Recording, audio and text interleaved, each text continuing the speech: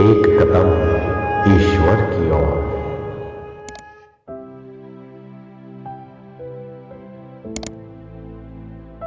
निर्वाण प्रकरण पूर्वार्ध 63वां सर्ग। रुद्र रूपता को प्राप्त हुए उस हंस को पूर्व देहों का ज्ञान, उनकी शतरुद्रता तथा एक रूपता, इनका वर्णन।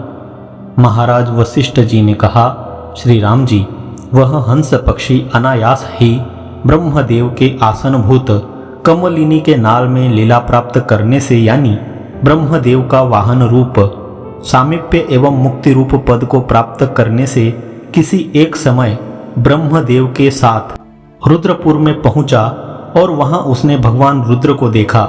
वहां पर भगवान शंकर में ज्ञान, योग, ऐश्वर्य आदि संपूर्ण गुणों का आधिक्य देखने से उस हंस को मैं भी रुद्राहंभावना से रुद्र रूप हो जाऊं, यों दृढ़ बुद्धि हो गई।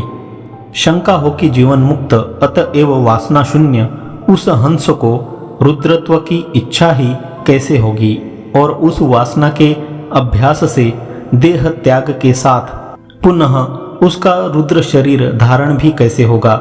यदि इस पर कहो कि भरतस्य त्रिजन्म भी, इस न्याय के अनुसार नाना देहों से भोग्य प्रारब्ध कर्मों के अवशिष्ट रहने से वह देहांतर धारण कर सकता था, तो यह ठीक नहीं, क्योंकि यहाँ पर रुद्र विषयक अहम भाव धारण करने का जो वर्णन किया गया है वह निरुपयोगी हो जाएगा।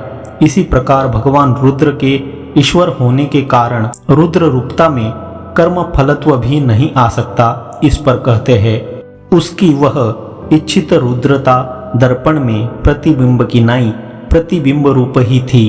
तात्पर्य यह है कि यह वर्णित रुद्र भाव मुख्य रुद्र भाव नहीं है, किंतु प्रतिबिंब के समान सारूप्य मुक्ति ही है, और वह कर्मोपासना का फल भी हो सकती है। तथा च देवो भूत्वा देवानप्येति, यह श्रुति इस विषय में प्रमाण है। हंस का यह रुद्र देह धारण जन्मांतर नहीं है, किंतु अवशिष्ट प्रारब्ध से उपनीत इच्छा के कारण योगियों के समान मानस देहांतर की कल्पना द्वारा पूर्व देह का त्याग मात्र ही है, इस आशय से कहते हैं। वहां पर उस हंस ने रुद्र भावनावश रुद्र शरीर धार कर अपने उस पूर्ववर्ती हंस शरीर का उस प्रकार त्याग कर दिया, जिस प्रकार गंध पवन रूपता को प्राप्त कर पुष्प गुच्छों का त्याग कर देती है। वह रुद्र उस रुद्र भवन में गाणपत्य पद की प्राप्ति के कारण उन शिवपुर के आचारों से यथेच्छ विहार करने लगा। सारूप्य मुक्ति में यद्यपि जगत का संहार आदि करने का अधिकार नहीं है, तथापि ज्ञान, ऐश्वर्य आदि से प्रसिद्ध रुद्र भगवान का साम्य तो है ही, इस आशय से कहते हैं। वहां पर परम श्रेष्ठ ज्ञान एवं ऐश्वर्य आदि के विलासों से प्रसिद्ध रुद्र भगवान के साथ समता विशिष्ट उस अलौकिक बुद्धि से उस रुद्र ने अपने पूर्वतन संपूर्ण वृत्तांतों का भी अवलोकन कर लिया। उस समय आवरण रहित एकमात्र ज्ञानाकार भगवान रुद्र रूप उसने अपने सैकड़ों स्वप्नों से आश्चर्यचकित होते हुए अपने मन में ही कहा, यह महान आश्चर्य है कि चारों ओर फैली हुई यह माया विश्व को मोहित करने वाली है। मरुभूमि में जल की नाई यह स्वयं असद्रूपा ही है, फिर भी सद्रूप सी भासित हो रही है। मुझे स्मरण आ गया कि सर्वप्रथम प्राक्तन पारमार्थिक स्थिति से मैं चिद्रूप ही था। तदनंतर मायावश चित्तरूपता को एको अहम बहुश्याम प्रजायेत इत्याकारक सृष्टि संकल्प वृत्तिता को प्राप्त हुआ। उस तरह के संकल्प से ही मैं संपूर्ण रूप से संपन्न होता हुआ चिदंश में सर्वज्ञ और गगन आदि की भावना से जड़ांश में गगन आदि विभागवान भी हो चुका हूँ। तदनंतर मेरा स्वेच्छा से व्यष्टि समष्टात्मक लिंग देह में चिदात्म रूप से प्रवेश होने पर स्थूल भूतों तथा सूक्ष्म तन मात्राओं से और उन देहों से अभेदाध्यास होने के कारण तद्गत वासनाओं के वैचित्र्य से चित्रपट की नाई रंजित होता हुआ मैं जीव रूप होकर स्थित हुआ और अनादिकाल से जन्म परंपराओं का अनुभव कर रहा वह जीव भी किसी एक सर्ग में वैराग्य एवं समाधि में पटुता होने के कारण चारों ओर से विषयों के क्षोभ से रहित होता हुआ सन्यासी हो गया। आत्मज्ञान से शून्य उस भिक्षु में रम्य वस्तुओं में इदंत्व यह या अहंत्व मैं बुद्धि रखने के कारण चित्त निरोध के अभ्यास में पटुता होने से पूर्व देहादि के आत्यंतिक विस्मरण शक्ति की उत्पत्ति हुई यह दिखलाते हैं। बंधे हुए पद्मासन से स्थिरता रखने वाले उस भिक्षु ने स्थूल देह के अवयव तथा लिंग देह के अवयव प्राण इंद्रिय आदि के निरोध द्वारा बाहर देवता आदि विषयों में चित्त की स्वैर विहार करने वाली मानस पूजा आदि रूप लीला यह सुंदर है, इस भावना से जो ही अविकल्प रूप से प्रारंभ की त्यों ही वह भिक्षु उसके अभ्यासवश तत् विरुद्ध संपूर्ण भावों को दबाकर दूसरे मनोनोदय को छोड़कर उसी लीला का अनुभव करने लगा, क्योंकि पीछे जो चमत्कृति चित्त में आरूढ़ होती है वही पूर्व चमत्कृति को दबाकर विलसित होती है। किस प्रकार दबाकर विलसित होती है इसमें दृष्टांत देते हैं वल्ली से। उष्णता चमत्कार से व्याप्त लता वसंतकालीन पिए हुए भी जल को यानी हरेपन के चमत्कार को छोड़ देती है, अर्थात उसे दबाकर विलसित होती है। परम सिद्ध होते हुए भी उस भिक्षुक को अशास्त्रीय मानस क्रीड़ा में प्रवृत्ति होने पर अनर्थों की परंपरा प्राप्त हो गई। जिस प्रकार चींटी छिद्रों में घूमती फिरती है उसी प्रकार अपनी दृढ़ वासनाओं से युक्त भिक्षु रूप वह जीव जीवट नामधारी होकर उन योनियों में घूमने लगा। उन्हीं योनियों का कारण प्रदर्शन पूर्वक विस्तार से वर्णन करते हैं। तदनंतर द्विज में अनुरक्ति होने के कारण वह जीवट अपने में द्विजत्व देखने लगा, यानी वह द्विज हो गया, क्योंकि भाव और अभाव वैपरीत्य सिद्ध करना हो, अर्थात उद्भूत भावना को अनुद्भूत और अनुद्भूत भावना को उद्भूत बनाना हो, तो जो भी वासना समूह अभ्यास पाटव आदि से बलवान अर्थात दृढ़ीभूत होगा वही इतर का तिरोभाव कर स्वयं कार्य रूप से उत्पन्न होगा। उसके बाद उस ब्राह्मण ने वह सामंतता अर्थात मांडलिकता प्राप्त की जिसका वह सदा चिंतन कर रहा था। ठीक ही है, निरंतर पिया गया पानी वृक्ष में फल रूप से परिणत होता ही है। पश्चात राज्य के लिए धर्मानुष्ठान करने से वह राजा अर्थात चक्रवर्ती सम्राट हो गया और उसके बाद धर्म संचय से समन्वित कामुक वृत्ति होने के कारण वह राजा देवांगना रूप बन गया। मृग के लोचन सौंदर्य के लोभ से चंचल हुई वह देवांगना रंजित मृगी हो गई। अहो, प्राणियों में वासना मोह एकमात्र दुख के लिए ही है। खेद है कि वासना रूप से चित्त में स्थित वह मृगी लता की वासना से अरण्य में लता रूप हो गई और उस लतिका ने यह समझ लिया कि मेरा छेदन अवश्यंभावी है। इसके बाद वह लता जो कि भ्रमर की भावना से भावित थी, छेदन तथा मर्दन से समन्वित लता देह से अपनी देह में भीतरी वासना से चिराभ्यस्त भ्रमरत्व देखने लगी। तदनंतर वह भौरा स्वयं भावित हाथी के खूर के आघात का अनुभव कर महासंसार के भ्रमों में पुनः पुनः घूमने लगा। अपने मनोमात्र से कल्पित इस संसार रूप संभ्रम में 100 जन्म धारण कर वही मैं भिक्षुक रुद्र रूप होकर स्थित हुआ। इस प्रकार अत्यंत विचित्र तथा सत्य सी प्रतीत हो रही अनेक संसार रूप अरण्य भूमियों में मैंने अनेक बार दीर्घ काल तक भ्रमण किया।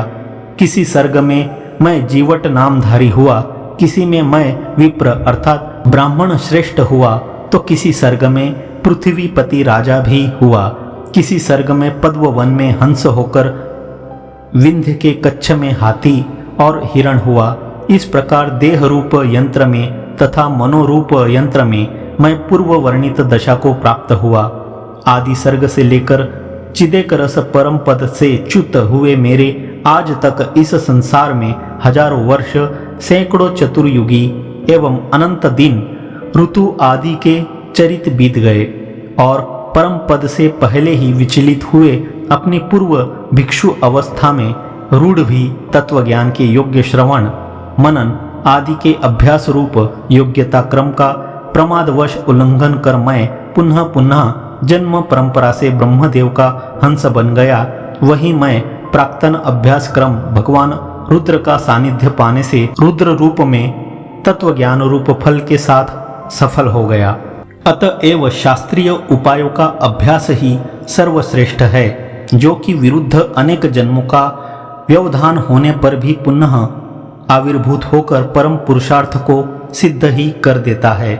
इस जीव का निर्विघ्नता पूर्वक शास्त्रीय साधनों में जो ही दृढ़ अभ्यास उदित होता है, वह अत्यंत नीरस हजारों जन्मों के व्यवधानों से युक्त होता हुआ भी शीघ्र उस जीव के ही पीछे पीछे दौड़ता है। यदि शंका हो कि तब तुल्य युक्ति से अशुभ भी भावनाभ्यास शुभ भावनाभ्यास से व्यवहित होने पर भी पुनः उत्पन्न होगा, काकतालीय न्याय से कभी महात्माओं का अचानक समागम प्राप्त हो जाने से जीव का यह अशुभ भावनाभ्यास भली भांति नष्ट हो जाता है। तब तो जैसे केवल पहले के संस्कारों से अशुभ भावनाभ्यास उत्पन्न होता है, वैसे ही शुभ वासनाभ्यास भी स्वयं ही उत्पन्न हो जाएगा और उसी की सामर्थ्य से यह पुरुष अर्थात जीव अशुभ वासनाओं को भी छोड़ देगा। अतः उसके लिए पुरुष प्रयत्न का विधान व्यर्थ ही है। यदि ऐसी कोई आशंका करे तो उस पर कहते हैं, दुर्वासना जाल को छोड़ने की इच्छा कर रहे पुरुष का यह पूर्वतनीय सद्वासना का अभ्यास कालांतर में अर्थात विरुद्ध अनेक जन्मों के व्यतीत हो जाने पर अपने उद्भव के प्रति सत्संगति से प्राप्त सत्पुरुषों के प्रयत्न की एकमात्र अपेक्षा रखता है, उसके बाद उत्पन्न नहीं होता यह भाव है। और वह पुरुष प्रयत्न भी जब अनेक जन्मों के अभ्यस्त एवं दृढ़ीभूत सद्वासना से समन्वित होगा, तभी दुर्वासना का क्षय करने में समर्थ हो सकता है, सहसा नहीं इस आशय से कहते हैं। जो इस देह में तथा दूसरे देहों में भी जागृत एवं स्वप्न में निरंतर अभ्यस्त किया जाता है, परमार्थतः असद्रूप भी वह सद्रूप से अनुभूत होता है। तात्पर्य यह निकला कि मिथ्यार्थ विषय देवतोपासना आदि स्वरूप प्रयत्न भी जहाँ जागृत एवं स्वप्न काल में सत्यतानुभव के योग्य देवता भाव आदि फल उत्पन्न करने में समर्थ होते हैं, वहाँ पर श्रवण आदि प्रयत्न जो कि परमार्थतः सत्य वस्तु विषयक है, प्रमाणगम्य परमार्थ सत्य स्वभाव के लाभ के लिए समर्थ होंगे, इसमें कहना ही क्या। यही सूचित करने के लिए श्लोक में असदपि कहा गया है। इसलिए शास्त्रीय भी अनात्म विषयक भावना का अभ्यास दुख मिश्रित सुख के लिए ही होता है। अतः सर्वविध भावनाओं का उच्छेद कर देना ही आत्यंतिक अनर्थ को जीत लेना है, न कि बीच की देवतात्व की प्राप्ति। इस आशय से कहते हैं, देवता शरीर और उनके भोग आदि रूप अर्थ क्रिया के जनक अनात्म चिंतन दुख और सुख के लिए ही उदित होते हैं। अतः भावना की अभावना करना ही संपूर्ण अनर्थों पर विजय पाना है। किंतु जब यह अनर्थ अनात्म भावना से ही जनित है, तब भला वह अनर्थ से डरने वालों द्वारा कैसे सेवनीय है, इस आशय से कहते हैं। यह भावना ही अपनी आत्मा को यह देह है इस प्रकार ऐसे दिखती है, जैसे अंकुर एकमात्र असद्रूप विस्तार से युक्त शाखा प्रशाखा वाली लता रूपता को देखता है। वह एकमात्र तत्व दर्शन से भली भांति छिन्न हो जाती है, यह कहते हैं। यह भावना तत्व दृष्टि से भली भांति देखी जाने पर यहाँ पर कुछ भी नहीं शेष रहती, अथवा उसका छेदन भी साध्य नहीं, क्योंकि असत का सर्वदा उच्छेद हुआ ही है, यह कहते हैं। अथवा वह कुछ है ही नहीं, अतः उस प्रकार भ्रम करना हमें उचित नहीं है। आकाश में वर्ण के समान उत्पन्न इस जगत संबंधी हम लोगों के भ्रम के परिमार्जन के लिए एकमात्र असंवेदन ही पर्याप्त होगा। अथवा इस प्रकार के भ्रमात्मक ज्ञान का अभाव न हो क्योंकि तत्व ज्ञान से बाधित वस्तु का संवेदन होने पर भी रज्जु में बाधित सर्प की नाई भय उत्पन्न करने में असमर्थ होने के कारण वह अनर्थ का जनक नहीं हो सकता, प्रत्युत क्रीड़ा का एक साधन ही होगा। बाधित होने से असद्रूप अधिष्ठान सत्ता स्वरूप यह जगदाकार भावना, जो कि एकमात्र कौतुक का साधन है, यदि प्रातिभासिक सत्ता के कारण है तो वह विनोद के लिए ही है। वह अणुमात्र भी अनर्थ की जननी न होगी। इसी कौतुकवश मैं नाना प्रकार के अपने उन संसारों को जानकर देखता हूँ और उन्हें तत्व ज्ञान के प्रदान द्वारा उपाधि से पृथकभूत अपनी आत्मा को एक कर देता हूँ। इस प्रकार विचार कर यह रुद्र उस सर्ग में चला गया जहाँ मठ स्थित भिक्षु मृतक की नाई निद्रा में स्थित था।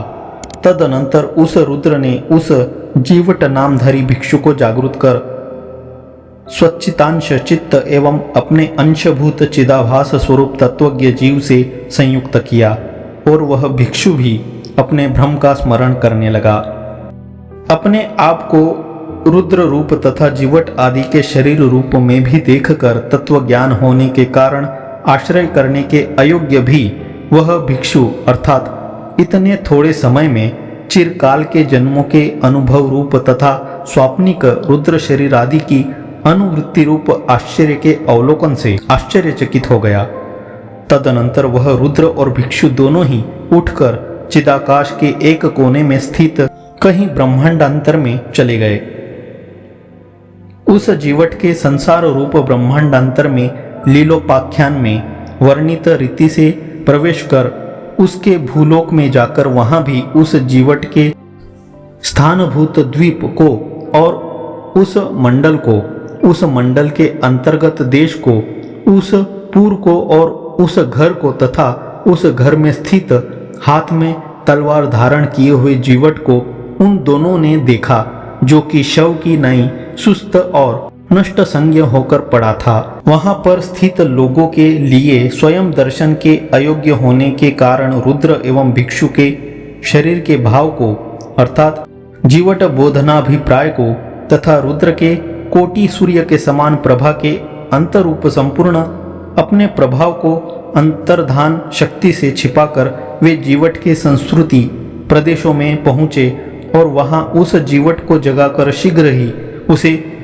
स्वचित्तांश चित्त से एवं स्वांश चिदाभास रूप तत्वज्ञ जीव से संयुक्त बनाकर के भीतर एक स्वरूप और बाहर तीन रूप वाले वे रुद्र जीवट तथा भिक्षु तत्व दर्शन हो जाने से परमार्थतः तत्वज्ञ होते हुए भी अज्ञानी एवं विस्मय रहित होते हुए भी विस्मय से चकित होकर चित्रलिखित पुरुषों के समान क्षण भर तक चुपचाप स्थित रहे। उसके बाद वे तीनों चिदाकाश में कहीं अध्यस्त चारों ओर प्राणियों से शब्दायमान और जीवट के चित्त के परिणाम स्वरूप विप्र के संसार में चले गए।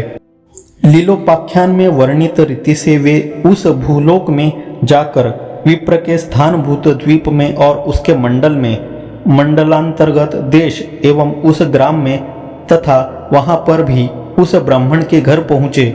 उस ब्राह्मण के घर में अपने पोष्य वर्गों से समन्वित बाहर निकले हुए प्रियतम प्राण की नाई स्थित तथा ब्राह्मणी द्वारा कंठ प्रदेश में आलिंगित सोए हुए उस ब्राह्मण को उन लोगों ने देखा।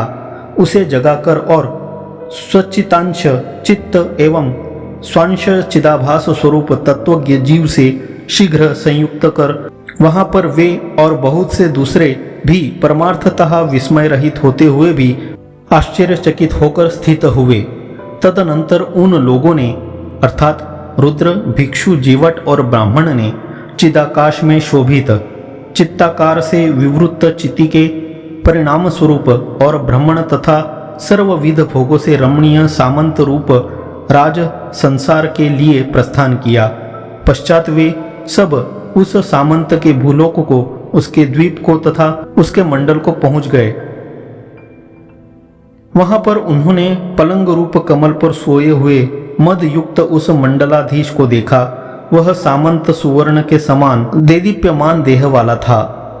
सुवर्णांगी पटरानी द्वारा अपने कुछ रूप कोटर में वह ऐसा अलिंगित था जैसे भ्रमरी से अलिंगित कमल कोश में सोया हुआ भंवरा। जैसे मंजरियों से वृक्ष वेष्टित रहता है वैसे ही वह सामंत अनेक रमणियों से वेष्टित था और दीपकों के समूहों के बीच वह ऐसा स्थित था जैसे रत्न समूहों के बीच सुवर्ण। इस प्रकार उस सामंत को देखकर उन सबों ने उसे जगाकर और अपने चित्त एवं तत्वज्ञ जीव से शीघ्र संयुक्त बनाकर के वे रुद्र आदि तथा अन्य भी बहुत से वहां पर स्थित जन विस्मय रहित होकर भी विस्मय से युक्त हुए। तदनंतर वे चक्रवर्ती राजा के संसार में गए और उसे जगाकर अपने चित्त एवं चेतन से संयुक्त किया। इस प्रकार उसे रुद्र रूप बनाने के बाद आतिवाहिक देह से ही अन्य संसार भूमियों में उन लोगों ने भ्रमण किया। अंत में वे सभी ब्रह्मदेव के हंस रूप वासना से युक्त चित्त के परिणाम स्वरूप ब्रह्म हंस के संसार में पहुंचकर रुद्र रूप हो गए। इस प्रकार रुद्र के चित्त एवं चेतन के अंशों से ही चित्त एवं चेतन से युक्त होने से तथा ज्ञान ऐश्वर्य आदि से संपन्न होने से वे उत्तम शत रुद्र रूपता को प्राप्त हुए तथा शोभित होने लगे। परमेश्वर संबंधी वह रुद्र का रूप ज्ञान से तो एक है पर शरीर से भिन्न भिन्न है, चित्र विचित्र चेष्टाओं से वेष्टित है, एक रूपता भी है और अनेक रूपता भी है। तदनंतर प्रातिभासिक संसार के आधारभूत संपूर्ण जगत और उसके भीतर स्वयं अंतर्यामी रूप से स्थित वे शत रुद्र आवरण शून्य चैतन्य रूप होकर स्थित हुए। सहस्राणी सहस्रंशो ये रुद्रा अधिभूम्याम इत्यादि श्रुतियों में प्रसिद्ध रुद्रों की इसी प्रकार की स्थिति है। यह कहते हैं श्री राम जी, आज तक यहाँ बहुत से बड़े बड़े 100 शत रुद्र वाले संसार हो गए हैं। भिक्षु रुद्र से कल्पित 100 जगत के बीच में यह आप और मेरे द्वारा अनुभूयमान सामने स्थित जगत 11वां भ्रामर रुद्र का संसार है, यह आप जानिए। यदि शंका हो कि भिक्षु के सभी स्वप्न संसार सब लोगों द्वारा क्यों नहीं अनुभूत होते, तो उस पर कहते हैं कथित लक्षण वाले जीव के जो जो संसार चारों ओर उदित होते हैं उन संसारों में अज्ञानी जीव समूह निश्चय ही परस्पर एक दूसरे को नहीं देख पाते। मन में प्रबुद्ध तत्वज्ञ समुद्र में तरंग की नाई जीवों के साथ मिलते ही है और अज्ञानी लोग तो अपने आश्रय मात्र में रहकर मिट्टी के ढेले की तरह स्थित रहते हैं और उनके अर्थात तत्वज्ञ के मिलने में कारण एकमात्र स्थूलता का अभाव ही है। इस आशय से कहते हैं जैसे द्रवत्व के कारण तरंग और जल परस्पर एक रूप से अच्छी तरह मिल जाते हैं, वैसे ही प्रबुद्ध हुए जीव समूह चिद्रूप होने के कारण परस्पर एक रूप से भली भांति मिल जाते हैं। संपूर्ण जीवों के तत्वभूत ब्रह्म के साथ ऐक्य लाभ ही ब्रह्म के कल्पित रूप वाले सभी जीवों का मिलन है। इस आशय से कहते हैं प्रत्येक जीव के लिए उत्पन्न हुए संसार में ये जीव समूह चित्सार ब्रह्म के सर्वव्यापी होने से परमार्थतः असद्रूप होने पर भी सद्रूप से स्थित है। पृथ्वी का जो जो भाग खोदा जाता है वह सब जिस प्रकार आकाश रूप से ही अवशिष्ट रह जाता है, उसी प्रकार सर्वव्यापी इस चिति से जो जो तत्व ज्ञान के द्वारा दूर किया जाता है अर्थात मिथ्या समझा जाता है, वह सब कुछ एकमात्र चिद्रूप ही रह जाता है। आकाश की नाई चिति की भी सर्वत्र सत्यता है, यह अनुभव से सिद्ध कराते हैं। श्री राम जी, विभाग सहित संपूर्ण पंचभूतों का जैसे आप सर्वत्र अनुभव करते हैं, वैसे ही यहाँ भी संपूर्ण भूत सत्ता रूप चिति तत्व ही सर्वत्र विद्यमान है, इसका भी आप अनुभव कीजिए। उसके सर्वव्यापी होने और वहां पर संपूर्ण पदार्थों की कल्पना करने में दृष्टांत बतलाते हैं। श्री रामभद्र जैसे वृक्ष में, लकड़ी में, पर्वत में या शिलास्तंभ में शिल्पियों द्वारा टांकी के छेदन से तत्त आकार की प्रतिमा के अनुकूल गड्ढा बनाने पर जब वे वृक्ष आदि पुरुष, हाथी, घोड़े आदि का आकार परिच्छेद प्राप्त कर लेते हैं, तब वे ही पुरुष आदि विचित्र मूर्तियों के रूप में हम लोगों को दिखाई देते हैं। वैसे ही एकात्मा संपूर्ण जगत रूप से दिखाई देता है और चिद्रूप उस एकात्मा में जगत भी वैसा ही स्थित दिखाई देता है। वृक्ष आदि में तो छेनी द्वारा किए गए गड्ढे से जनित परिच्छेद है, परंतु यहाँ पर वह किससे जनित है? यदि ऐसी शंका हो तो उस पर कहते हैं, अविषय शुद्ध ब्रह्म में जो विषयता का अन्यथा ज्ञान है वही जगत इत्याकारक परिच्छेद का निमित्त होकर स्थित है। चिदेक रस उस ब्रह्म में जगदाकार जो अचैतन्य अर्थात जड़ता है वह निनिर्मित ही है, अतः वह आकाश जैसे शून्य रूप से स्थित है एवं उस प्रकार का ज्ञान करना ही इसका दृश्य से बंध है और उस प्रकार के ज्ञान की निवृत्ति ही मोक्ष है। यह फलित हुआ। श्री राम जी, ब्रह्म में अन्यथा ज्ञान ही दृश्यों से बंध है और अन्यथा ज्ञान न होना ही मोक्ष है। इन दोनों में आपको जो भी अच्छा लगे उसे ही शीघ्र दृढ़ कीजिए। सर्ग और सर्ग का अभाव एवं बंध और मोक्ष दोनों क्रमशः वेदन अन्यथा ज्ञान तथा अवेदन अन्यथा ज्ञान का अभाव स्वरूप है। ये दोनों अपने साक्षीभूत प्रत्यगात्मा से अभिन्न ही है। श्री राम जी, एकमात्र न देखने से जो अपनी सत्ता नहीं रखता, ऐसे अनर्थ के नाश के लिए प्रयास ही क्या है? और जो सुख निश्चेष्ट होकर स्थित रहने से पाया जा सकता है वह भी शीघ्र प्राप्त ही है, वहाँ भी प्रयास की अपेक्षा नहीं है, यह आप जानिए। हे राघव, जो जगत रूप एकमात्र अन्यथा ज्ञान स्वरूप है, निश्चित ही वह उस प्रकार का ज्ञान न करने से क्षीण हो जाता है। उस जगत रूप वेदना का साक्षी रूप जो प्रत्यक चैतन्य है वह प्राप्त ही है, अतः आपको जो इष्ट हो उसे कीजिए। श्री राम जी, जैसे जल का स्पंद तरंग है वैसे ही चिति का स्पंद ही जगत है, अर्थात दृष्टांत एवं दार्ष्टान्तिक में जो विलक्षणता है उसे दिखलाते हैं।